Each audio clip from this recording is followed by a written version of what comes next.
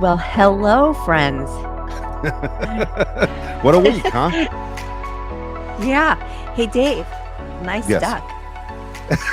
What? You know what? I give you credit, Nicole, for pointing out that is an actual duck on my hat.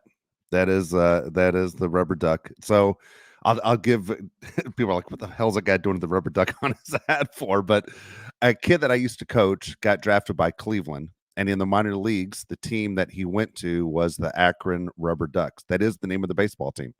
Is the rubber duck. So he sent me this hat, and I was like, I'm never going to wear this damn hat. Like, where am I going to wear a rubber duck hat around? Would you wear this in public?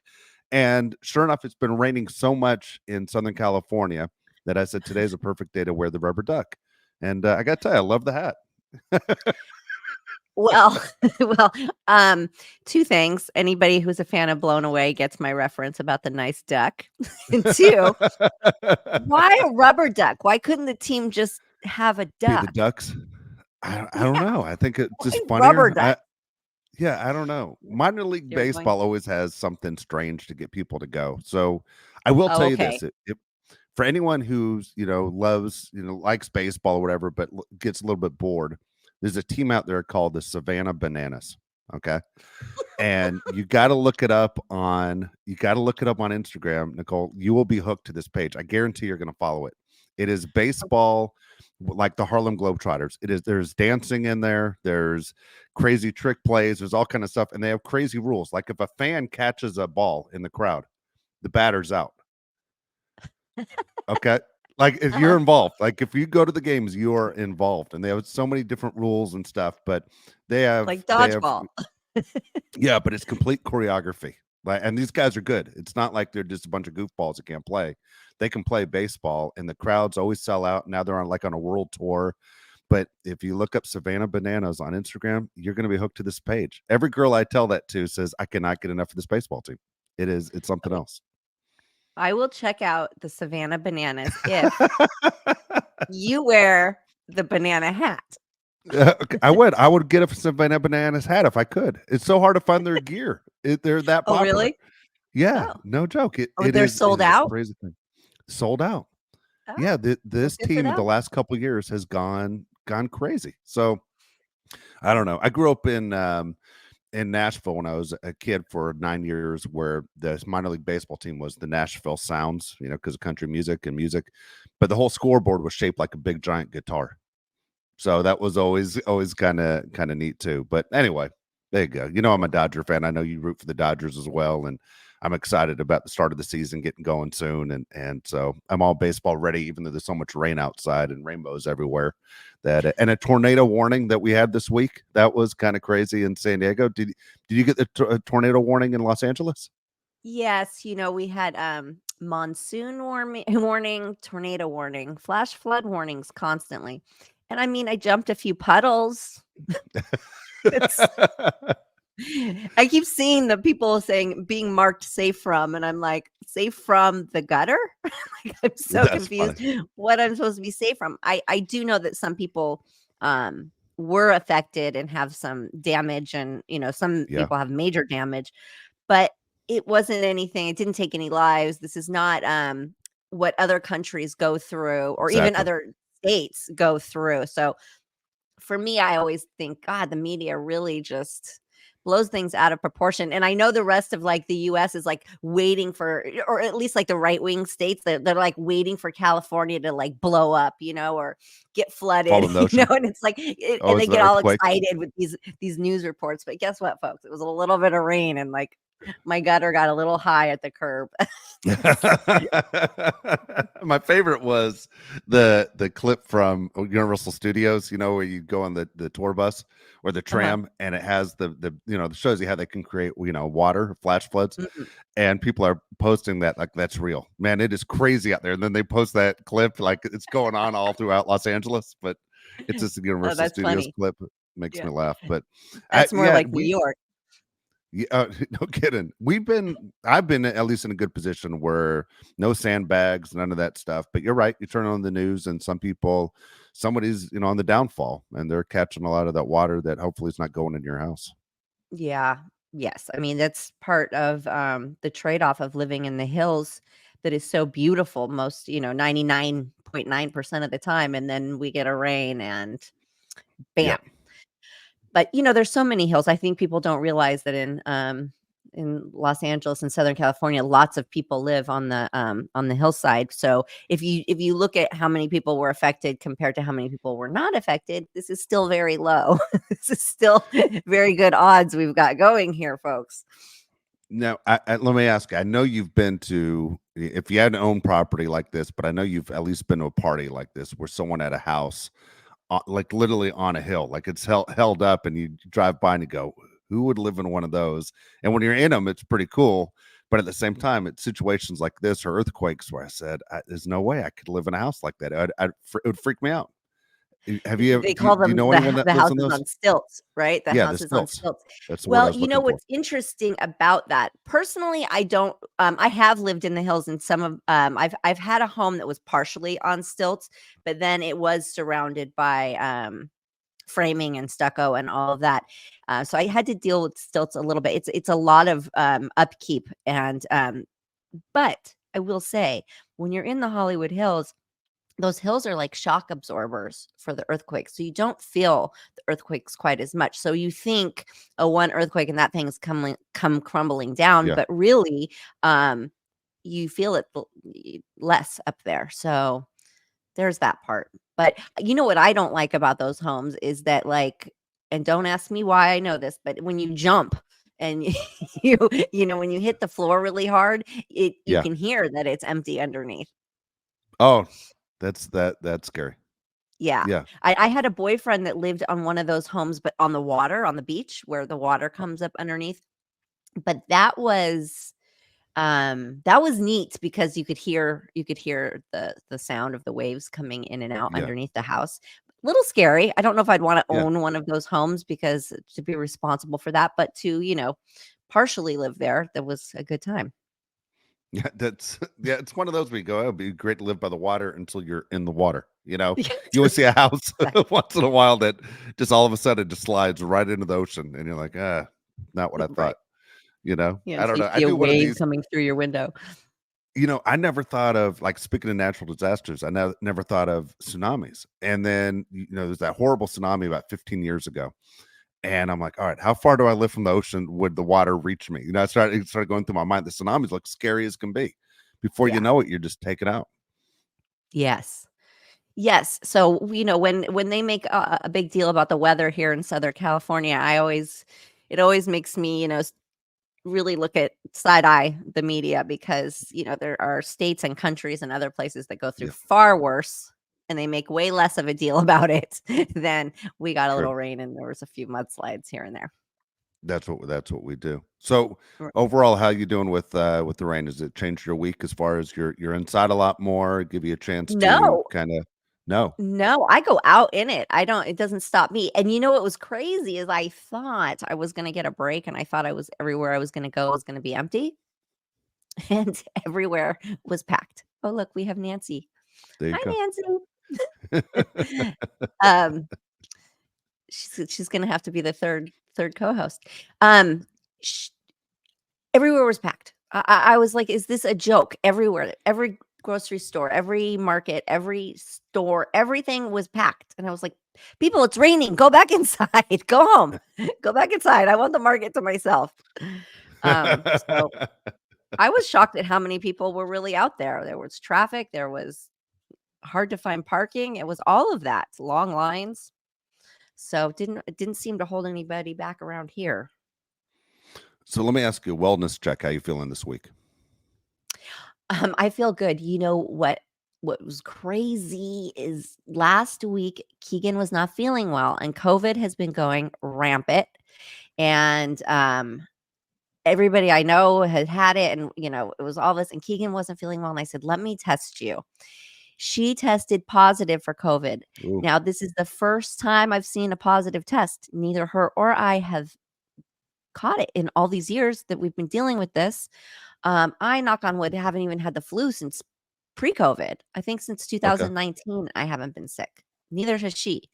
So, she had it and she tested positive, and I was like, "Oh my god," and everybody is so worried about me, and I was like, I am so full of nutrients right now. I don't know. I don't know that anything could get me sick. Um, and I did not get it. And the poor kid was sequestered, and she'd slept in my bed. And in the middle of the night, I knew she wasn't feeling well. So I was like, I'm out of here. And I got up and I went and slept in the other room. and um and when she wasn't feeling well in the morning, I said, nope, you stay in here. You're lucky you got my room. Don't come out.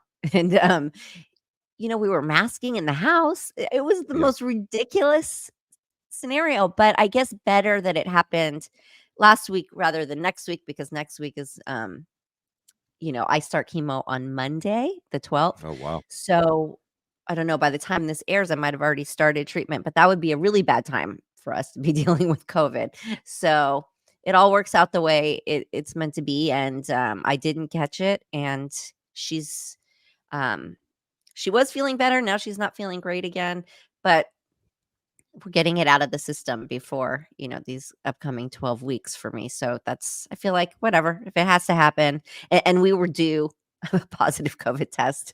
I don't think anybody comes out of this unscathed. No, no. I got it one time that I'm aware of in January 2021. And for me, it was the headaches. That was the worst part. Like, yeah, I didn't feel comfortable, but I could not shake the headaches. Where it was like close to the migraine headaches, and it was just went on for about 7 days. And they're like, all right, Oof. enough. But I've never gotten my smell back, and Still. since I had COVID, yeah, still it changed. Food isn't as good as it used to be. So like I'll eat things that are strong. I'll eat stuff with jalapenos in it now, and I'll eat pickles and stuff that I can taste better, but it has affected my taste. But it's my sense of smell is probably 90% gone. Interesting. Yeah, Interesting. Oh, that would bum me out. Smell is like my favorite sense. Like yeah. I love the sense of smell. Um, Oh, that's too bad. I So know, I is think I'm gonna she? deal with that with chemo. You lose your sense of taste. But just curious about the chemo is when you go in for your first treatment. I know they go slow. They want to see how you're going to react. Is Yeah, how long's your first treatment? I don't know. Your guess is as good as mine. I think they start it off slow just for a little bit, just to make sure you don't have a Okay. seizure, and then Okay. once you're so I think, I mean, they say to plan to be there about 4 to 5 hours. Okay. I say it could be less, but I'm going to also be cold capping. And I was really surprised at how many people are not aware of cold capping. And it was kind of disappointing. I felt really bad that people aren't aware. And so you order these kits. There's cold capping and there's cool scalping. And cool Okay. scalping is a machine your institute has to have it. And you wear a hat that is connected to the machine, and it runs a very cold gel-like substance through it. And, cold capping, which I'm doing, is you put these caps on dry ice. It has to be -30, and Wow. you wear it an hour prior to the infusion, and you wear it 4.5 hours post. So it's 8.5-hour day with this thing, but it helps save your hair. And, Really? they have like a 80 to 90% success rate. So I find that amazing. And I'm not doing it, for vanity reasons to save my hair, because I actually realized I'm not gonna be able to color it for the next 6 months. So I'm gonna have some really crazy looking hair anyways. So I ordered a bunch of hats on Amazon. I ordered a bunch of like little cute turbans. Rubber But ducks? my no ducks. There were no ducks, but I could think about it. I'll think about that in my next haul. And bananas. Um, but my chemo is linked to permanent hair loss. So I don't want that. If I can do No, something to prevent exactly. that, that's what I'm going for. It's not, this isn't for vanity. And for people who might be going through this, yes, it has a price tag on it, but there are subsidy programs out there that are very easy, very kind, very on it. And it's available to everyone. So the cool sculpting, the cool scalping, cool sculpting, that's like That's like to burn your fat. Cool scalping is only available if you're the facility you're getting the chemo at has it. But the other Okay. one, you can get it on your own. The only thing you have to pay for is the nurse because they have to be changed every 20 minutes. But if you're lucky like me, I have a good friend, Paula, who has devoted to training to learn how to use the caps, and she's going to go with me to the treatments and change it for me every 20 minutes. Oh, that's So fantastic. we're going to do this. We're going to do this together. Yeah. Now that's, if I can stand it. I hate cold. So You know what? I've never heard of it before. I'm glad you this mentioned is it on the show. You yes, know, because people need to be aware of these things that are available. They'll just throw you into this shit and not tell you, like, what to expect, what you can do preventative. Like I started doing an eyebrow and eyelash treatment made by a company, which I will share if it's successful at all. But you start using it before your treatment. I started yesterday, and then you use it every day during your treatment. It's supposed to preserve your eyebrows and your eyelashes. Well, why not? yeah, Why not give that a shot? Because I feel like the eyebrows and the eyelashes are uh almost more important to me than my hair. I yeah. like Well, I because understand. It shows you emotion know, in your face. Yeah, well, and I think that that's sort of what makes you look chemo-y or sick. When you yeah, don't have the eyebrows or the eyelashes, that's when you look different and you don't look like yourself. Your hair grows back, and a lot of people look amazing bald. So the hair doesn't bother me as much as actually the eyebrows. Another interesting thing is that I didn't even think about is your nose hair falls out. is that right? Your nose hair falls out. So not that, and I was like, oh, that's kind of a plus. But so that's what causes a lot of the nosebleeds. And so you have to start coating it with like Aquaphor, Okay. and so that it doesn't completely dry out and get bloody on you. So it's all these interesting things that you learn. But the cold capping, people, it's available. It's easily available, and even if you do it last minute, even if it's the day before, they'll send it to you. They'll overnight it to you, and you can have it. So I just love it, and I have a product alert. I have a product alert. Um, Sephora brand. So everybody loves Sephora. Don't underestimate the Sephora brand. It is extremely cheaper than the rest of brands. I got this lip gloss, which everybody's talking about the bunny tongue pink. I don't know why they're calling it that, but that's the youth. Bunny tongue pink. And this is Sephora. It's number 7. It's outrageous lip plump. $13. $13 for quality. And I'm kind of the lip gloss whore, and I have them everywhere. And this is a great one for just like every day, all day, in your purse, in your pocket. I have it on right now. It's not a lot of color. It gives you a little plump. It's cute. I dig it. I dig it. And I'm into the Sephora. My daughter also got Sephora concealer. Great product. Again, a quarter of the price. So don't overlook the Sephora section. There you go. I was going to Yeah. ask you, of course, has your daughter stolen that one yet, or do you just buy 2 at a time? Is she what? Oh, If she's stealing? stolen that Um, one or do you just buy her yes. one and buy yourself one? No, she hasn't stolen this one, but it's also been hidden in a pocket in my purse. But she got stuff. She got a lot of stuff, so there's no reason for her to steal mine, and she can borrow it at any time. But no, that's mine. I got that one. You know what? Going back to what you just said a second ago, I'm glad you mentioned the cold capping. I never heard of it myself. I have a friend of mine like you who's just started chemo 2 weeks ago, and she is more concerned about losing her hair. Like there's the anticipation and the depression that has kicked in from it. I'll be making a phone call as soon as we're done with the show Well, to you tell have her. to you have to do it from the beginning. Here's the Okay. kick. You've got to do it before you start chemo, and you've got to start the cold capping 1 hour prior.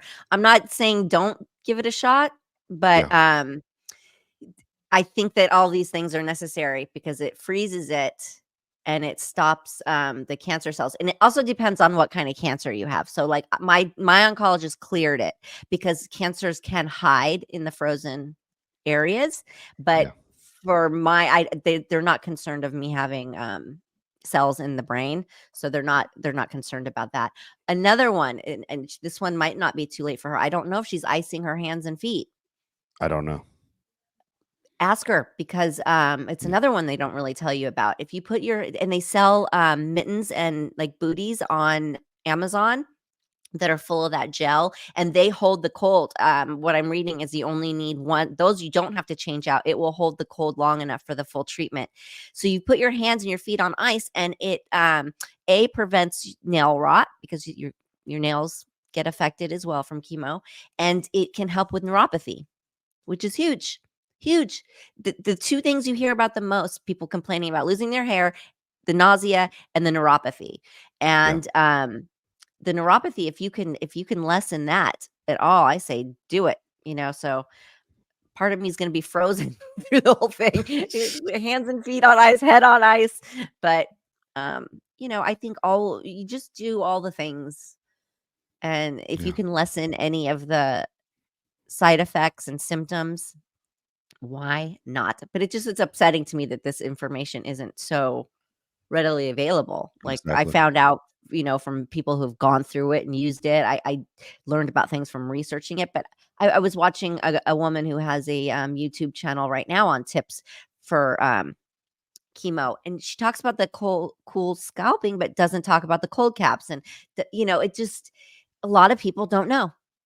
And it's unfortunate because I think all the little things you can do to make yourself feel better, and all the little things you can do where you have some sort of control, is really helpful, because you can feel really like victimized by this. Like you have no power over it. You can feel that way. So all the things you can do, in my opinion, to have some sort of like self-control and over your body, it's really good. It's really good for the spirit and the body. So yeah.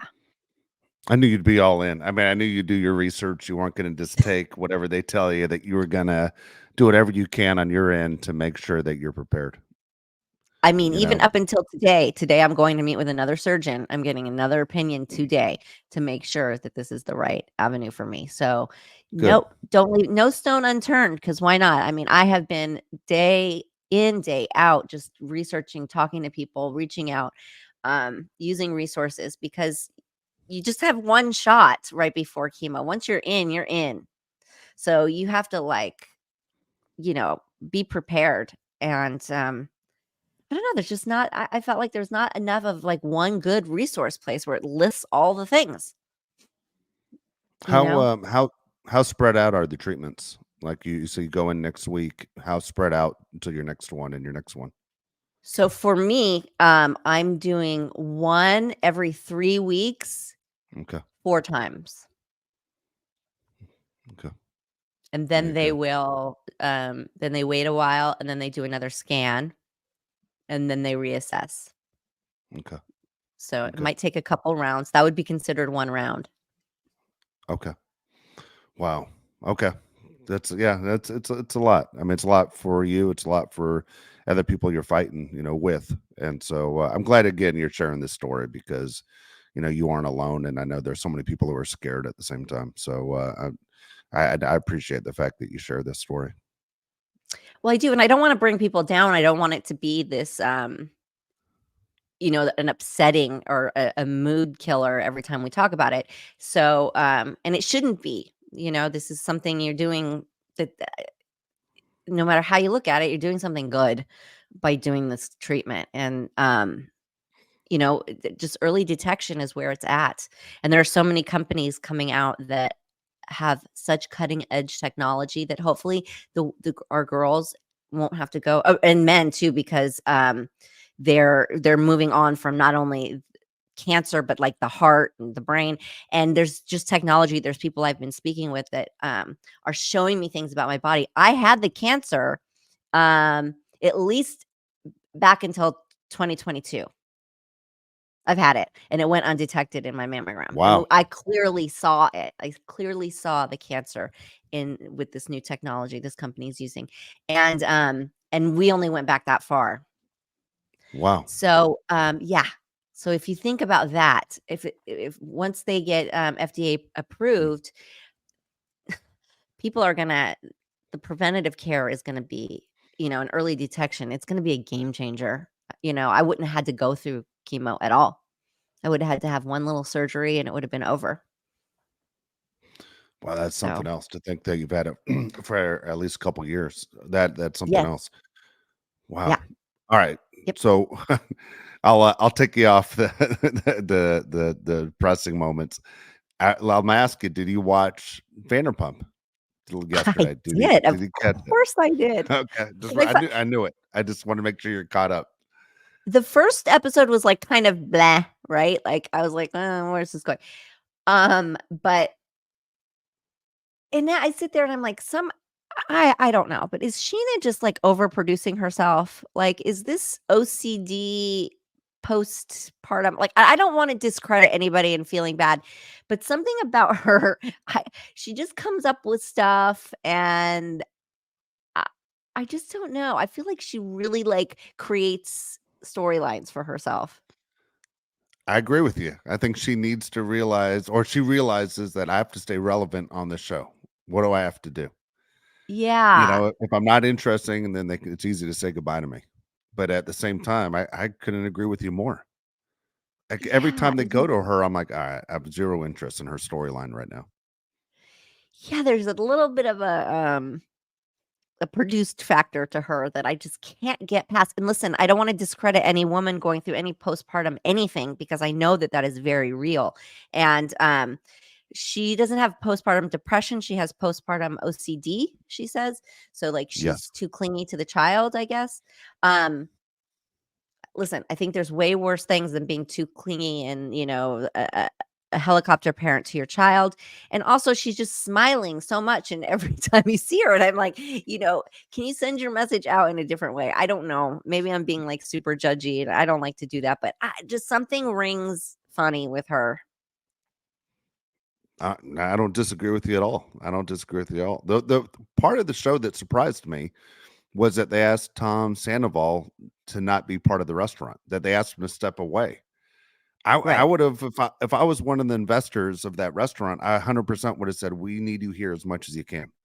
Yeah, you might take a lot of heat from people that just want to scream at you and everything, but people are still going to come in to see if you're here, and we need the business. Like, this is the bed you created. You're going to lay in it right here in front of all of us.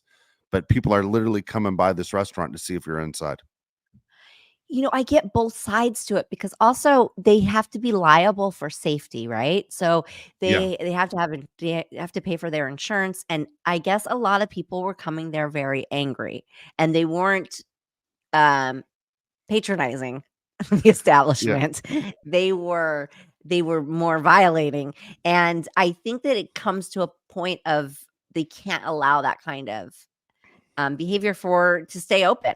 They'd lose their license and their insurance if it was this constant like place of How controversy, don't you think? See, I look at it as I would hire security and say we're going to get the jerks out, but at the same time, if his name is on the restaurant, I mean, Tom is on the restaurant. Yeah. Like, if I'm in Los Angeles and I'm not a typical Southern California person, but I'm visiting Los Angeles and I watch that show, I'm going by. And what would make my trip even better is that he was there, and I'm going to buy a drink just so I can look around and see if I see him. That would be me. But I again, agree. I don't know what's wrong with people that you get so upset with anything that's not your own life that you have to say, that is it. I'm going to Los Angeles. I'm going to seek out that Tom, and man, am I going to give him a piece of my mind. What the hell's wrong with you? Are you crazy? You got Are you insane? I deep mean, you have rooted nothing issues else going there. on in your life? Yeah. Yeah. What the hell? If I had a friend that told me that, I go, what are you doing this weekend? I'll tell you what I'm doing. Going to LA, and I'm going to tell that Tom Sandoval what I really think. Guess what? That'd be the end of our friendship. I'd block that number. I'd go, well, freaking, I can't deal with crazy. I That's the love it. craziest thing I've ever heard. Yes. Yes, yes, it is. And there are a lot of crazies out there. I think I'm with you, and I think he should be there. Thinking about that, he should. But I think also that he's such a hard personality to be around.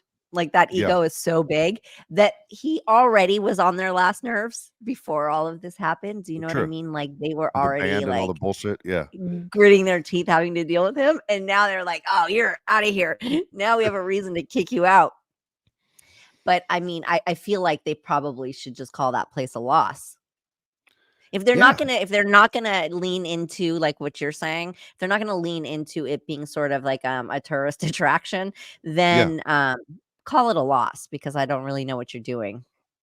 Yeah. I've had friends of mine in San Diego, and a group of girls will get in a car and they'll go out to dinner at one of Lisa's places, and they make a weekend out of it. And it's one of those things. They have a blast. They watch the show and they go, we want to go. Otherwise, they would never have, sought out one of her restaurants. But the girls do it. The girls in my neighborhood will do it at least a couple times a year. And let's go to Los Angeles, 2 hour drive, and we'll go to one of her restaurants. And it is what it is. I mean, it's one of the reasons why those restaurants are successful. They become tourist attractions. At the same time, I'm not a fan. I think I told you last week, I'm not a fan of anybody on the show right now, but the fact that his ex-wife, who lives in the same house as him, I'm not a fan of hers when she says, "Can you believe he has the nerve to buy me out of this house?" Okay, take the money, ask for a crazy price, and get out of the house. Why would you put yourself through that? I mean, life is too short to deal with misery. Why would you put yourself through it? Just take the money and get Yes, out. I know. But remember, we talked about this a little bit. I think it's like her power play. And we also have to remember they're not there very much. I don't think they're home very much. She's definitely not. And she's doing No. Chicago right now. So she's, rarely home. He was away doing that military show thing, the special forces. And I think that they don't see each other that much. But I think what she's saying is his life doesn't change if she just sells her half to him.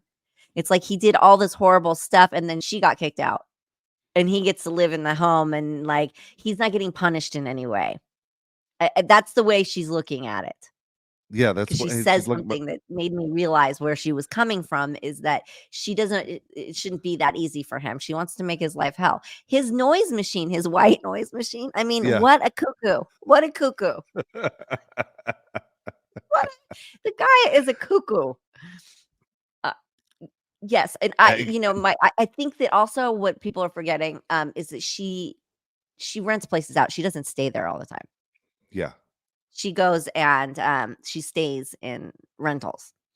His poor So, and she assistant. says that, huh? Yeah, his poor assistant who's just getting screamed at by I her know. because she works for him. And I read that she just quit like a week ago. That she's like, The enough. assistant? Yeah, Yeah, that I she's would like, too. Who wants that I would job? too. I wouldn't want to be treated that way either. Well, I wouldn't wanna work for him. Yeah, A, like, who wants to yeah. work I'm for not a that fan guy? of his. Please don't take it as I'm a fan of him at all. But Right. for And then her to do his quality of dirty life, work. But yes, to do his dirty work, I mean, I felt like Ariana was not that horrible to that assistant. I thought she was just making her point clear. yeah, Like, no, he it's can't true. have a party. I mean, she knew Listen, it, and let her he's get it out of her system of punishing him because yeah, she's staying in rental homes with her boyfriend. She's not staying there. She's working like crazy. He just did that special ops thing where he got his ass kicked. So he's miserable. You know what I mean? Like yeah. he's you know, and I don't know. That's between them. I think she'll get to a place where she's like, enough is enough and get out of there. Let's hope. But, like, All when she right, said so she would call the police if he had a party, yeah, okay, think so that one through, sister, because I don't think you can yes. call the police on your own house, but I don't know. At the same time, if I'm him, I'm like, I'm not having a party here. I just wouldn't do it. There's a chance she's gonna make this a miserable night. I wouldn't do that either. Anyway, and so I looked up because I have nothing to do. I'm watching the show, and of course I have my phone in my hand. I'm like, all right, how much are these people worth? I gotta look it up. And so Oh, according to what I found, both Toms are worth $4 million. Now I don't know if they're worth $4 million because the value of the restaurant, the properties, whatever else, but $4 million. Now she's worth more. I couldn't find a direct number on her, but she's worth more. Like if you want to make his life miserable, why don't you buy him out of the house yourself? So I tell you what, I'm going to buy you out. Otherwise, for you to buy me out, it's going to take 75%. You get 25% of the value of the home, and we'll move on. But I'm going to make it really hard for you to buy me out. But I'm not going to sit there and make your life easy by letting you buy me out. It seems kind of interesting to me. I imagine you and I spoke about this for a little bit a couple weeks ago about how much you get for being on a reality show, and those two must be, I'm guessing by Bravo, top tier, that they get the, let's say, $300,000 when some people might get 100,000. That they're worth the watch. I mean, I'm watching because of those two, and I think most people are watching because of those two. Well, if they want some motherly realtor advice, they should sell the house and split it and move on. Couldn't agree more. Just leave it. Couldn't agree Let more. it let it go. Sell it, split it, and be on your way. And if one of them wants that home that bad, they can repurchase it. But I think you sell it and you split it and you just leave each other alone and move on, because this isn't healthy at all. Yeah. Do you miss? But it's also good for the show. So, like, It is. we Oh also yeah, can't good for the forget show. that part, that it's Yeah. storyline and this is drama for the show, and that they might be encouraging these two. Because listen, also, these were not the smartest business savvy people. Okay, we're No. talking about people who were not, right? And I think hopefully they're learning as they go along. You could clearly see Tom is just irresponsible with money, knows nothing about checks and balances. That guy is off the scale. So, they have to have people advising them, but I would imagine they're sort of encouraging them to keep this going for a bit for the show, for ratings. Yeah. The funny thing If I was is, a Tom producer, Schwartz is that's so what I would do. yeah. Huh? Tom Schwartz is so damn dumb. It makes the other one look like the smart the smart one. I mean, they're just. Wait, did I tell you I saw Tom Sandoval? No, you Okay, didn't. so he lives in a building that a friend of mine lives in, and me and Dylan, my oldest, were going over there. Oh, well, actually, it was all three of us. It was me and both the girls. And we get out of the car and like we start walking towards the building, and here he comes out with his dogs, and Dylan and I immediately, like, his head is down, but we clearly know it's him, and she's like, "Oh God, it's it's Schwartz," and I couldn't stop staring at him. He looked hungover. He looked beat up, hung out to dry, wet. He just looked terrible. Much taller than I expected him to be. Really? Gotta say, yeah. But I've heard he's very nice. But yeah, I passed him and I was just thinking, oh God, poor guy. And yeah, and you think about, like, these people are all making a good amount of money, yet they're still renting, overpriced apartments Yeah. in Los Angeles. Like nothing, the math isn't mathing. And then James Yeah. Kennedy bought in my neighborhood. He So did. Okay, you were it guessing it was last probably your night, he neighborhood. walks by my place. He walks by my Oh, place when he's on the Chandler bike path. He walks yeah. right by my street. So I got a kick out of that because I was like, "Oh my God, they were right here. I'm out there every day. How come I didn't see them? I want to see You're them." right. Yeah. You So they're guessed it was here. going to be. You said in the first episode, you said you thought it was in your neighborhood, Yep, and then definitely. I was thinking airport. I was thinking LAX, but you're right. It was Burbank. That's funny. No, because where would you live out by LAX where there would be airplanes? I'd Yeah. be pretty far. That's a far Yeah. commute. No, not for me, for sure. That's funny. That's that's funny. You've already seen two of them.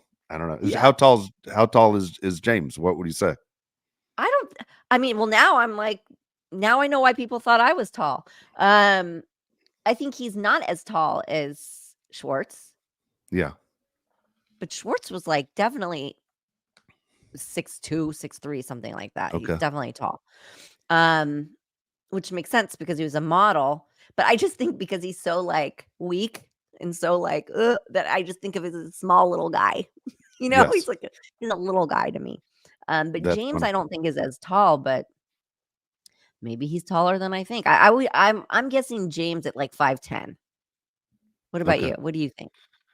Yeah, I'd say 5'10". I'd give that Right? number. I think that's a good guess. That's a good guess. Oh, so it's funny. You brought something up I always meant to ask you. When I watch TV, I'm always surprised how small people are, on television, like in real life. And like right now, because of the writer strike and everything, my wife's watching Grey's Anatomy. She's never seen it before, and I'm like, that guy's short. I'm looking at the other women, and I'm going, that guy is short. And in my head, I always have done that while I watch TV and trying to figure out how tall are these guys. Like Tom Cruise is not a tall guy, Sylvester Stallone not a tall guy, but and I'm always curious to know when you're into your business, your profession, and they bring people on, do they try and match up closer, like male actors that are closer to the size of the women? Like, it wouldn't make sense. Like, Everybody Loves Raymond, I think they said it was like the tallest cast of all time. The dad was like 6'4", Peter Boyle was like 6'4", and then the guy that played Raymond was 6'5", and then his brother's like 6'8". I mean, that's pretty tall for TV. Yeah. Those are tall dudes. But when you were doing television shows, where you're like, man, every one of these guys is not very tall. Yes, except David Hasselhoff, who's extremely Yes, tall. it's like six And five, right? so yeah, he's tall, something like that. So, it's funny because when people say, "Oh, I didn't realize you were so short," and I'm like, "Well, did you ever look at like a cast photo?" It's like I'm like at his waist. Like if I put my arms around him, it's like around his waist. Um, Here's what I know is that like way back when everybody was smaller, when they used to do westerns and stuff like that, they would build the set smaller so that the men look taller. Yeah, So like the doorways and things like that. But that was, you know, when you look at older homes and stuff, everything was smaller because people were just smaller. And as time has gone on, um, people are genetically taller. They just are. yep, You don't, it's just there's so many tall, thin people these days. And I think that sometimes it matters. I think egos come into play with this. So if there's a leading man who's not very tall, he probably is going to want a leading lady that's not taller than him. But yeah, with movie magic, there's apple boxes. I can't even tell you how many apple boxes I've stood on, to make a shot work, to make it even. It just, that's the way it is. On Baywatch, they could dig holes and make people smaller and put you on an apple box so that you're level. So sometimes it matters, sometimes it doesn't. But I mean, I think it's nice visually to have like a cohesive height yeah, range, right? But yeah, it all depends on the project. It all depends on the actors and egos and just all of it. Some things that are, depicting real life, they're gonna want variations in heights, weights, all of that. It kind of just really depends. But on a sitcom where it's a 4-camera show like that, it makes sense for them all to be in the same height variant because it's a fast moving thing. There's no apple yeah, boxes on sitcoms and things like that. So it's different than film. Um, so, I think everything's just depends on the project. I can't speak that you're working on. But yeah, I look at Schwartz as a little guy, and he's not. But yeah, I've heard Tom Cruise is supposedly really short, right? I've heard yeah. he's Like around 5'5", 5'6", something like that. wow, that's okay. I don't know Yeah. that he's that short. And so I met him one time, and I can't remember, but I'm 6'3". He was much shorter than me. But it's funny on TV news when I used to do a lot of TV, is our chairs had to line up with the girl next to us. So my chair would be lower, so our heads were the same height. And then lately, just recently, I've been doing a lot of TV news, getting ready for the Super Bowl, and looks to me, I can't stand the way I look on television. I look so big, I look just like this giant. I'm not saying I'm Andre the Giant, but compared to every other news guy, I'm just this big monster. And I'm like, I hate it. I hate the way it looks. But for people who don't realize, many of these TV news anchors are like 5'10", 160 pounds. And they're so small that I get on as a guest and I look like I played in the NFL. I'm like, I'm not that big. It makes me uncomfortable when I look at it. I go, God, I look terrible every time I go on this damn thing. And Well, here's now the, you the know thing. how women feel Yeah, I can imagine. Because if the guys because are 160, how thin are those women? really thin. So Yeah, if you look really thin on TV, you're probably like so super thin in real life. When they say it yeah, adds weight to you, it really does. Like it it adds does. pounds onto you. So yes, some of these people are teeny tiny and then you Yeah. see them on film and they just look thin and average and normal, when really they're Yes. almost like unhealthy thin, it's interesting. It's very deceiving. I try and explain to my friends, Nicole, I go, well, the camera adds, 10 pounds. And like, well, how many cameras are on you? And I'm like, fuck off. But here's the one that got to me is, I'll be so glad when the Super Bowl's over so I can stop doing this, is a girl pointed this out to me. She goes, how big are your thumbs? And I go, what the hell are you talking about? She goes, when you talk, I guess I put my thumbs up in there when I hold my paper. She goes, your thumbs look giant. And I'm like, what the fuck? What? And then I look back and I go, she's right. I look like I have these freakishly long thumbs on TV. And now I'm so concerned about my thumbs. I'm even thinking about Travis Kelce or Taylor Swift when I'm talking. I'm just like, where are my thumbs? I'm hiding What are my my thumbs doing? Next thing you know, I got like 5 cars outside who think I'm hitching a ride. I have no idea, but I got criticized for my thumbs. And I'm like, this isn't meant for me. Damn it. It's really funny.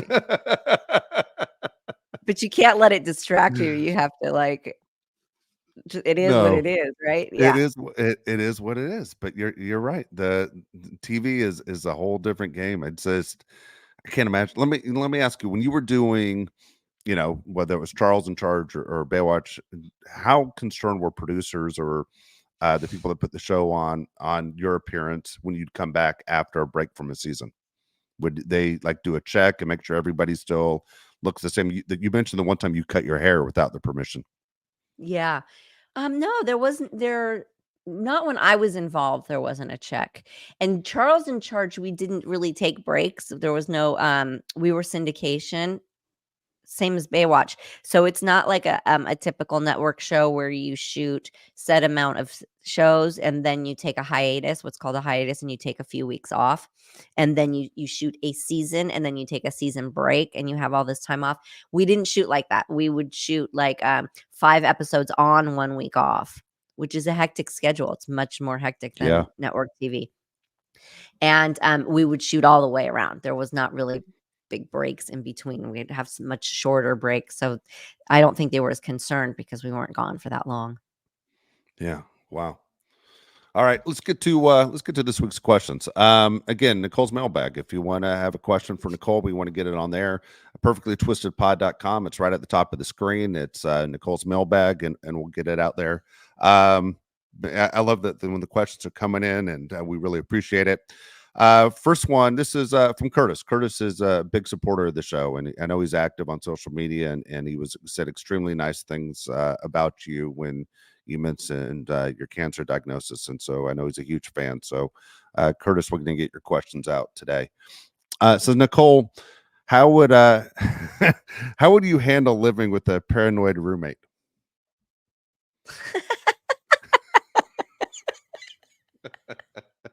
Curtis has been through this. He wouldn't ask this question unless he was a paranoid roommate. Oh. um well, I don't know. It's interesting because not too long ago I had a neighbor who I'm not sure, I can't diagnose him because I don't know what he was going through, but um one time he comes banging on my door. And I open the door and he's frantic. He's got his dog in his hands who's soaking wet, and he's frantic and he's saying that there's ghosts everywhere, that there are Oh, spirits everywhere and they're bothering him. So he wants to come into my house. And I said, okay. So I let him in. And I'm telling him that there's not and he's like, do you see that? Do you see that? And he's like, and then he goes to the back door and he is showing me, and we go outside and he sees something, it freaks him out, and he goes running into my place and slams the door and locks it. I'm outside. oh my God! He So pulled now a this Fred guy is Flintstone locked on in you. my house, and my kid is asleep in her bed. Holy shit! I know. And I said to him, open the door. Open the door now.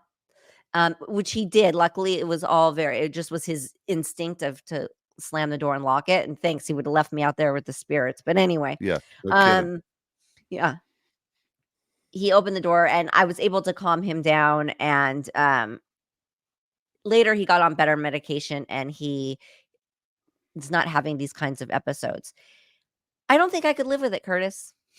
Yeah, me I neither. I don't think I don't mean to sound cold and horrible, but, It's it's a exhausting. lot, and it's exhausting. It's exhausting, and I think that somebody depending on the level of their paranoia and what's causing their paranoia, I mean, is this, a self-induced, like, drug? Are they a drug addict and they're having paranoia? Are they schizophrenic and having paranoia? Like, you have to figure out where it's coming from. Is the person getting the help and the treatment that they need? And do they have the support?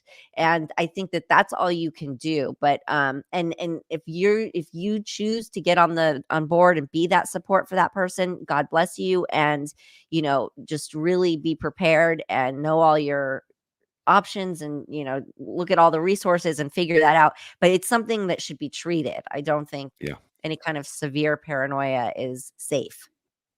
agree with you. Agree. Next question. Is there a skill you've learned in any of your movies or your shows that you can use in real life? um how to shoot a gun. Yeah, there you go. I um mean, I was thinking, self-defense right away, but yeah, yeah, I've done a lot of shooting, so yeah, I love for guns and a love for shooting, yeah, yeah. and There, I'm there you pretty go. good at it. Yeah. Are you a pretty good shot? Yeah. That's good. Yeah. That's good. That's good. That's Yep. funny. I have a buddy of mine who just bought his my neighbor just bought his first gun, and I go, "How's that going? Like, are you able to sleep because you've never had a gun before?" And he goes, "I practice all the time." I go, "What do you mean you practice? Like you go to the range?" No, I just pull it out of the nightstand, do a couple somersaults, and point it at the door. And I'm like, what the fuck's going on? I'm like, you're gonna shoot yourself in the shoulder. Like, it makes me so nervous asking him questions about it.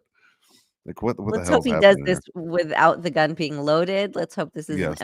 empty gun. Oh my gosh. Oh my gosh. Um, All right, Nicole, do you have a favorite flavor of coffee, like French vanilla or hazelnut?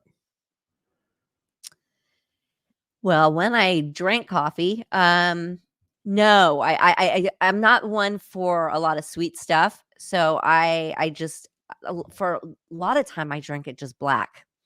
And Yeah. when I drank it, I drank really strong coffee.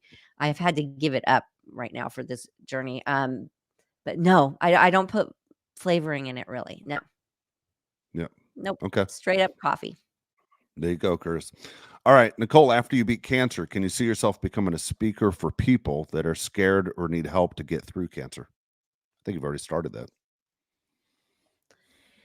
Well, listen, I'm willing to give my support to anybody that needs it or wants it. You know, I wouldn't say I would be qualified to do that, but now that I'm seeing what little, like how deep you have to dig to get all the good information, I would love to be, an easy, like a quick guide resource to people. I would love to help other single parents that are going through something crazy like this that don't have the support that I have because I'm privileged and I know it. And I can't imagine how I would be dealing with this if I didn't have all the support that I have. So I would love to be able to do something. Yes. I don't know if a speaker is it because I get really nervous speaking in front of a lot of people and I Do you start to really? cry. Yeah, I get Really? like choked up and cry. I don't know what Yeah. that is. Yeah. So I don't know, but I'm open to all of it. And yes, any kind of help I can be, I would love to do that. Great. And finally, I like this question here. Nicole, how will you celebrate when you beat cancer? How will I celebrate? You know, I think by having a hysterectomy.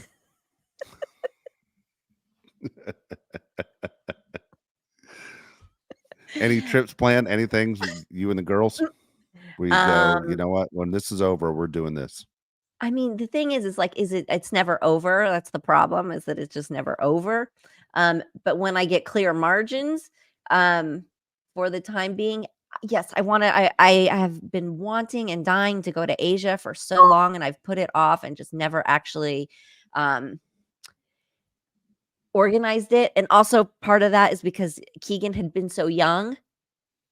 And I was like, gosh, I would have to carry her around everywhere because I have this habit of when I go somewhere, I like don't really come back. I stay there way longer than I'm supposed to be. Because I remember being young and taking off to Europe, and I was like, well, I'm in Germany. That's really close to Italy. Flew on over to Italy, and then I was like, well, Italy's really close. And I mean, I just ended up Yeah, just all over the place. You're that's there. cool. I was like, there's so much to see. So I'm Yeah, kind of that person. And I feel like if once I land at Asia, I'm not going to want to leave for a while. So that was always like a tough thing because Keegan was so little, but she's not so little anymore. And I would love to do that. There's also a thing out here in the desert. There's like hot like waterfalls out in the middle of the desert, but it's like a day and a half hike. And like you have to Mm, camp out or like a 2-day hike to get to it. I would also love to do that. Um, so I think that those are on my list. I just have to cool. find all the financing for all of that. But yes, That's cool. that's what That's I cool. that's how I'd like to celebrate. There you go. All right. So if you want to get a question in, all you have to do, again, go to the website, perfectlytwistedpod.com, look for the mailbag, write them in, and we'll do our best to get them on there and let Nicole answer your questions. But that's outstanding. That's good. Yeah. Your journey is going to be interesting. I know the serious stuff starts next week on maybe how you feel, but I know all of us are thinking about you and wish you the best, especially through that first treatment. Thank you. Thank you. And yeah, I mean I'm gonna keep everybody updated. I'll post pictures of me and my silly cold cap. And so you guys can laugh along with me because it is pretty funny looking. It looks like when babies have to wear the helmet to Yeah. like fix the shit. It looks like that.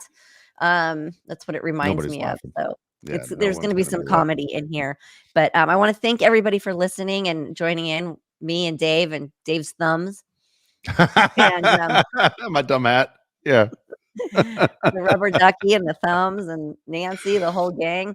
We love this time with you guys. And subscribe and give us a like if you like. Absolutely. Yeah. And The thumbs up are think of big. me, I be appreciate thinking it. of me, sending me good vibes because I'll be thinking of you and sending you good vibes, and that I can get back to this seat and we can get back to doing this as soon as possible. There you go. All right. We're Yeah. with you.